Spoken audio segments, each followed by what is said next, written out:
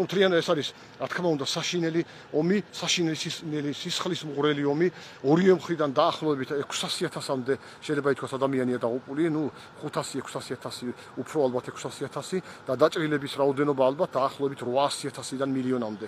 ეს არის ძალიან დიდი ციფრი, ძალიან დიდი ტრაგედია, მაგრამ ეს ომი უნდა დამთავრდეს, დამთავრდეს უკრაინის სრული დეოკუპაციით და უკრაინის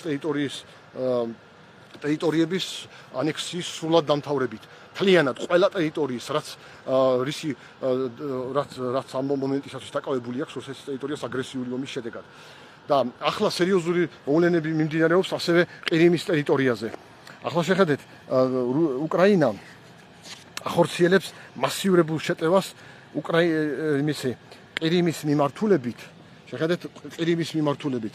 აგერ ყირიმს რუსეთის ფედერაცია უკავშირდება ყირიმის ხიდითა და აქ გარკვეულ ხერსონის იმის ზაპოროჟიეს ოლქის ტერიტორიებს და მოკლედ დონეცკის ოლქისა და ზაპოროჟიეს ოლქის ტერიტორიების ნაწილის სხვა კონტროლებს და აქ ზოლად არის ასე ვთქვათ ტერიტორია, რომელსაც რუსეთი აკონტროლებს და აქედან ახორციელებს მომარაგებას ყირიმის და ყირიმის ხიდით. ინტენსიური იერიშები მიდის მომარაგებაზე ახლა უკრაინის მხრიდან ყირიმის სამხედრო მომარაგებაზე რუსეთის მხრიდან, რაც მათ შორის საწვავზეც. ახლა რატომ ახლა საწვავზე ვიღაცა შეიძლება იტყვის მოქალაქეებიო, მაგრამ იმ საწვავს რუსეთი იყენებს უკრაინის წინააღმდეგ საბრძოლველად და უკრაინა იძულებულია, რომ ის საწვავის მომარაგებაზეც განახორციელოს შეტევები და აფეთქებს საწვავის მომარაგების ეს ცისტერნები იქნება საწვავის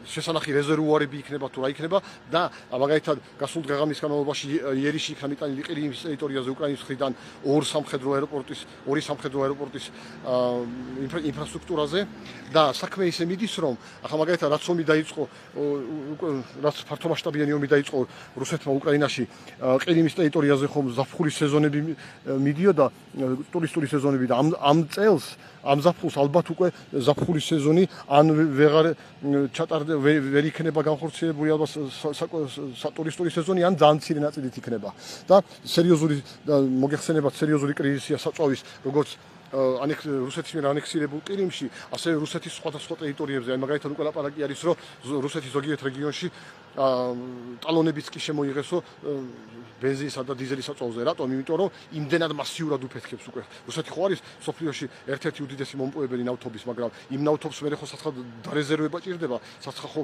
ინახება ის, იმ საცავებს ურტყავს, იმ საცავებს აფეთქებს და უკვე რაცა უნდა დიდი მომპოვებელი იყოს ნავთობის რუსეთი, სადაც ასე ვთქვათ, დარეზერვებული ექნება, რეზერვუარი